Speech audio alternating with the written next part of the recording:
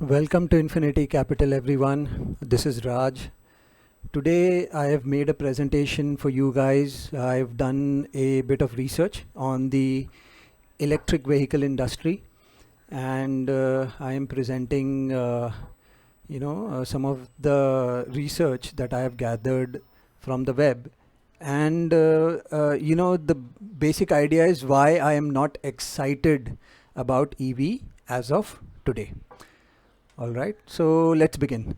The total the world car production is at 78 million units as of 2020. So this is the total production of the cars in the world as of 2020, right?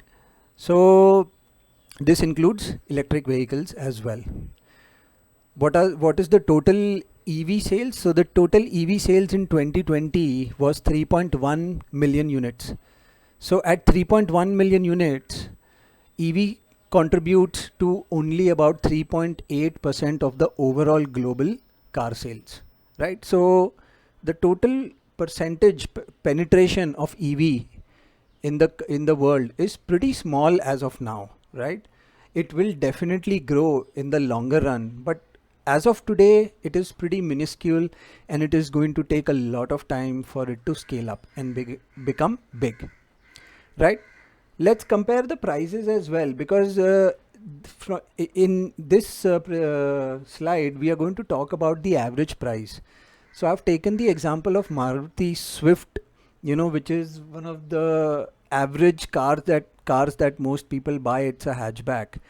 So on the top end, the price of the car is at around 8 lakh rupees. But if we compare it to the other electric vehicles available in India, you see that the average price is around 23 lakhs at the top end, 17 lakhs, 24 lakhs. So we can say that the average price of an EV is anywhere between 18 to 25 lakhs. So that is almost 3 times the price of a regular car. Now you have to think, guys, why would anybody who's buying a regular hatchback would pay 3 times the price for an EV? Let's be very realistic over here. Irrespective of how much we love our environment, nobody wants to spend 3 times the price for a car, upfront. Yes, you are going to save some money on the fuel consumption, but paying 3 times the price is very difficult. We are a very price sensitive market, and I don't see that happening right away. Okay, now looking at the demographics in India, if you see, 64% of the Indian population lives in rural areas. Now why I'm highlighting this? See, rural areas are more spaced out, right? People live afar, businesses are not very close as compared to cities where everything is close by. It's not the same in villages. So they have to travel long distances. Their minimum distance to travel is at least 30-40 kilometers, right? So to and fro is around 80 kilometers. So this will dampen the spirits of rural adopters, because they would not want to get stuck somewhere. If say a bike only has a range of 80-100 kilometers, they do not want to get stuck somewhere if they don't have a charging station. So the lack of charging infrastructure will deter people in the rural areas to adopt EVs, bikes, whatever, right? And considering the fact that 64% of your population lives in the rural areas, that's a bigger market. That's a bigger market. So my guess is that the adoption is going to be slow, and it's not going to happen very soon, right? What is the average time that a Tesla takes to charge on a rapid charger? So this is the highest battery size, and it takes about 1 hour to do a rapid charge. So time is money, guys. Imagine if you are going from Bombay to Goa, right? In a general scenario, Goa is around 600-650 kilometers, and it would take you roughly around anywhere between 10 to 12 hours, depending upon how you drive. You might take a couple of stops. So if you take, like I have done trips, we've taken 2 to 3 stops, right? So and we fill fuel once. So if you're going to fill fuel once and if you have to wait for 1 hour, that's one more hour of your time, right? You may be on a holiday, you don't mind spending that extra hour, but you would rather do that driving or having fun somewhere other than, sitting at a charging station. So, my guess is that these charging times have to come down, or else the adoption, the acceptance towards EV is not going to be that easy. So this is the Tesla network throughout the United States of America, and you see it is so well spread. In spite of such a well spread network, the adoption of Tesla in USA has not been that great. Yes, it's picking up, but it has not been that great. Now let's extrapolate this into India. Although we want to have 20-25% of our cars to be electric vehicles by 2025 or 2030, but I think that's a pretty tall order. I don't think we can have that, because we need good charging station infrastructure. And let's be realistic here. Who's going to put up charging stations? See, it's going to be very costly for a Maruti or a Hyundai to put up charging stations, because that will require them to purchase land or lease land and then employ more people. That's an extra cost on a product which is not even 5% of their total sales right now. So just imagine, why would you spend on infrastructure where you don't even have any sale projections or any visibility of sales? If out of 100 rupees of sales you do and only 5 rupees of sales comes from EV, you would not spend 50-100 rupees to erect infrastructure. So this is also going to be a big problem, at least for our country. Okay, let's talk about the finance here. This is a very important thing which a lot of people miss. There are a lot of very fancy projections about EV adoption. So 85% of all the cars, this data is from Experian, guys. So 85% of all the cars bought in America are bought on finance. The average term is between 5 to 6 years, right? So let's assume that the price of EV has dropped, a hypothetical situation, and it is available at the same price of the normal internal combustion engine car. It will still take 5 to 7 years for people to switch over, because let's understand one thing. USA as a market is very well penetrated. Everybody owns a car. So if 85% people already own combustion engine cars, and if they were to switch over to a electric vehicle, they will not sell their newly bought car on lease to buy a electric vehicle. So on a very moderate assumption, we are at least 20 years away from a 50 to 60% penetration of electric vehicles. As bold claims, the kind of bold claims people make, it is not going to be that easy, for electric vehicles to penetrate the market. Okay, so this is the chassis of an electric car. It looks completely different from a normal combustion engine chassis. So it is going to be a bit difficult for old companies to adopt new technology. Some of these technologies may have patents. They may not be able to do their own R&D, come up with a model which is sustainable, which is better, which has efficiency. A lot of OEM manufacturers may also have problems adopting to new technology. Let's be realistic, guys. Not everybody loves change. There are a lot of people who like the old way of doing things. So companies will have to switch over or start their R&D capabilities now, so that they could have some sort of products available in the near future. So the transition from ICE vehicles to EV for OEM is also going to be very difficult, very painful. So this is the chassis for Maruti Swift. You see the amount of difference there is. So if we go back on this, this chassis looks completely different from the ICE engine chassis. So the technological adoption is is going to be a big barrier for a lot of companies, because a lot of Indian companies have just made cars.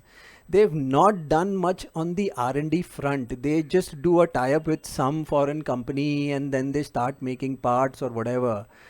There needs to be some heavy R&D here to, to make better cars. EV cars are just not the same as combustion engine cars. The chassis is different, the parts are different, it runs differently, the aerodynamics are different. Because the battery is placed at the bottom of the car, it makes the car bottom heavy, and then the transmission and everything has to be designed in a different way. So for companies which have been doing things the old ways, it is going to be a tough battle ahead for them. Not everybody likes a change. So it's going to be a tough battle. It's not going to be that easy. Also, a lot of companies might lobby to the government, asking them to give them incentives, or probably they might ask the government to support them. So lobbying will also happen. That might also, stop the transition from ICE vehicles to EV.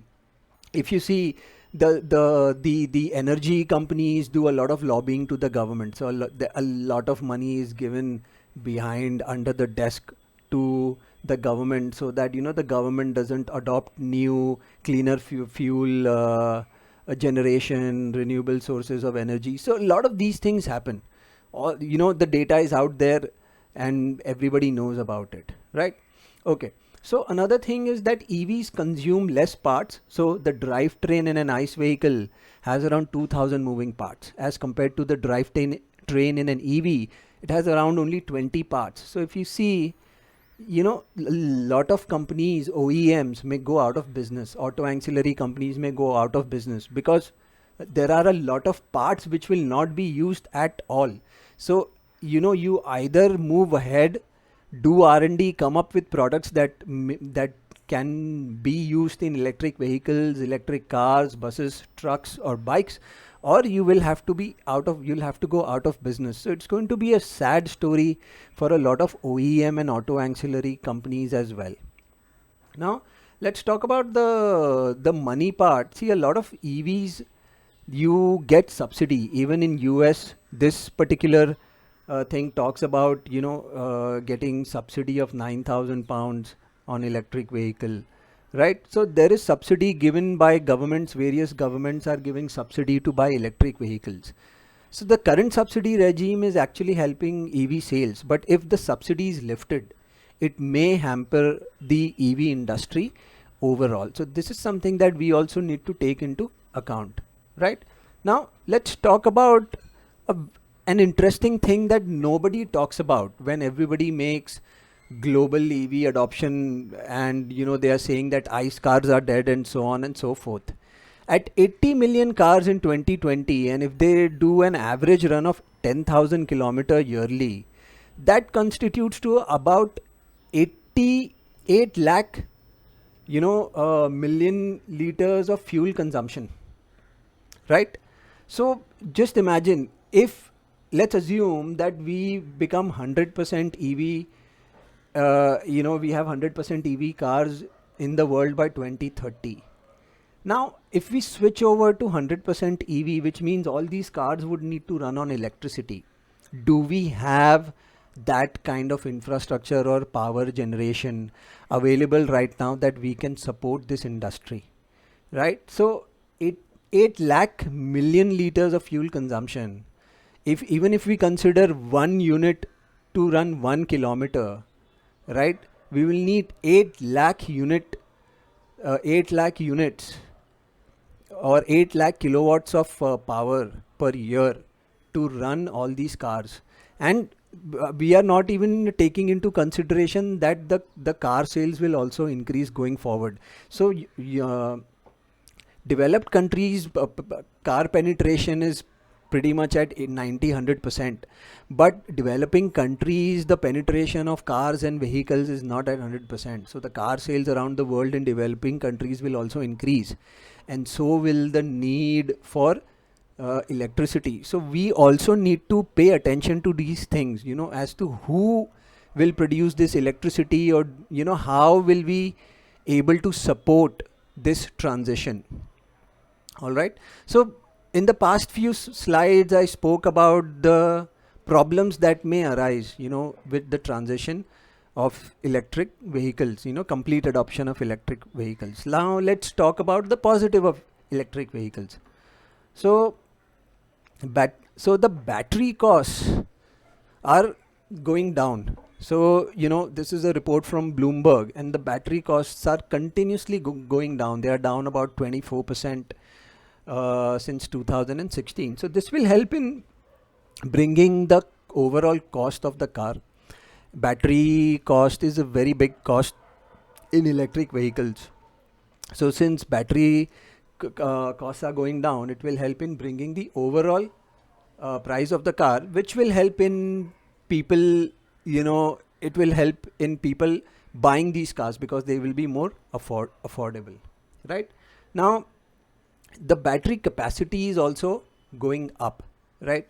So by capacity, we mean that, the total range anxiety is quickly fading away. So basically what will happen if the capacity of the battery goes up, it can run more, the range will increase. So that will result in more value for money, better reliability. People will not have to worry about, that I have to charge my car every 200, 300 kilometers. So once this starts happening, there will be more reliability, more value for money, and people will, buy these cars, right? Now, the life of the batteries is also going up. So longer battery life will result in less mining of hazardous materials, because let's be realistic here, mining cobalt, lithium, these are hazardous materials, right? So and if you don't know, cobalt generally comes from the Democratic Republic of Congo. So that country has been in a civil war state for a very long time, and so we don't want to have technologies which are destroying other people's lives. So we can't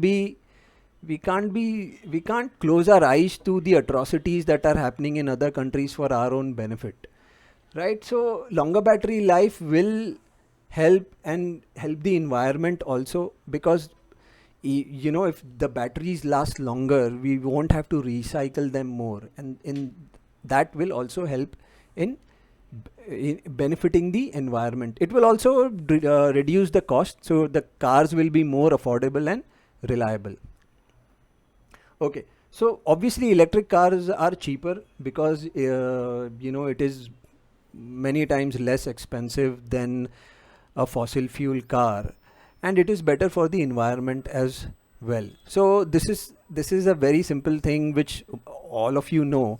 So switching over to electric cars is definitely going to be more beneficial for every one of us. It will also help in basically reducing the carbon emissions, right? So that will also be beneficial. Now, what's happening in India, in terms of electric vehicles? So what I noticed that the government has been pushing towards, electric buses in states. So basically, governments have bought around 5,500 units under some scheme, and they are looking to buy more buses and deploy them on the roads. So, since they have taken the initiative, it will motivate other states to also do it. And once there is a decent sort of experience and, people know how efficient the buses are, more people will adopt them, right?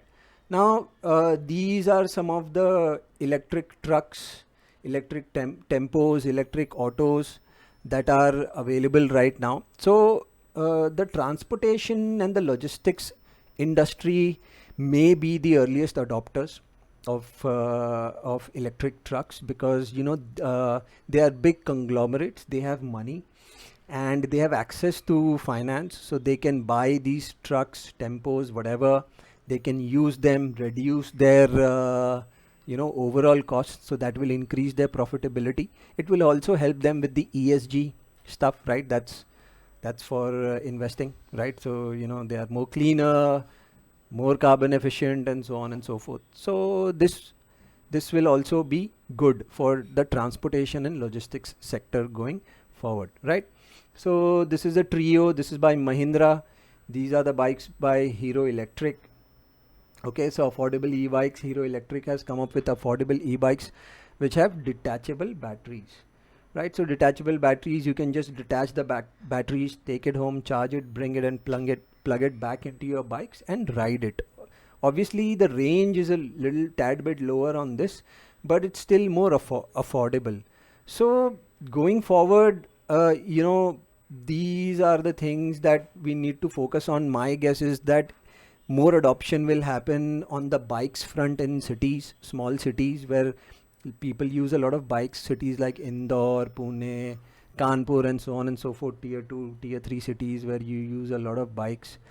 uh, you know so adoption of these sort of bikes will be there in tier 1, tier 2 cities, right? So this was my presentation on the EV, guys.